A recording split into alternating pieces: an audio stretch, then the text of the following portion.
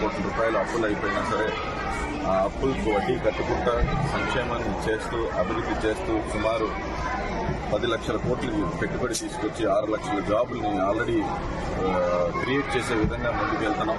అలాగే కేంద్ర ప్రభుత్వం కూడా అంటే ఎన్డీఏ సర్కార్లో కేంద్ర ప్రభుత్వంలో కూడా 7.5 కోట్ల మంది ఇన్కమ్ ట్యాక్స్ ఫైల్ చేస్తే అందులో 6.5 కోట్ల మంది 12 లక్షల కన్నా తక్కువ ఇన్కమ్ ట్యాక్స్ ఫైల్ చేసుకున్నారు. 6.5 కోట్ల మందికి కూడా ఇప్పుడు జీరో ట్యాక్స్ లయబిలిటీ అయిపోయింది.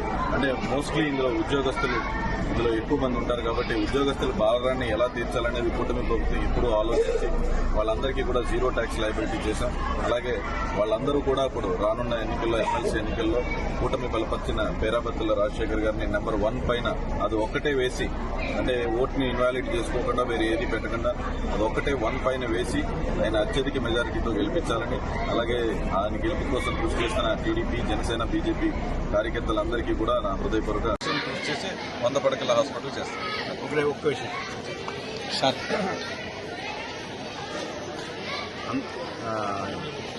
యువతకు అవకాశాలు కల్పించాలంటే చంద్రబాబు నాయుడు గారు లోకేష్ గారు బాగా చేస్తున్నారు కనుక యువతని ప్రోత్సహించడం కోసం ఇవాళ ఇండస్ట్రీస్ తీసుకొస్తున్నాడు. తప్పనిసరిగా యువత అంతా కూడా మరి రాజశేఖర్ గారికి ఓటేసి గెలిపించవలసి కోరుతున్నాం. రెండో విషయానికి వచ్చేసరికి పెద్దాపురం నియోజకవర్గంలో ఇన్స్టిట్యూషన్స్ కోరుతున్నాను. ఇప్పుడు 3 ఇన్స్టిట్యూషన్స్ వచ్చి 3 ఇన్స్టిట్యూషన్కి కూడా భూమి ఇవ్వాలని నిర్ణయించడం జరిగింది. ఒకటి NCC central government training centre పెడతా ఉంది, 5 ఎకరాలు కేటాయించడం జరుగుతుంది. ఎస్సీ రెసిడెన్షియల్ స్కూల్కి ఒక 5 ఎకరాలు కేటాయించడం జరుగుతుంది. అలాగే కంచిపీఠం అన్ని అభివృద్ధి చేస్తాం, పీఠం నుంచి అభివృద్ధి చేస్తామని చెప్పి 5 ఎకరాలు 15 ఎకరాల ప్రపోజల్ తయారు చేసి పంపడం జరుగుతుంది.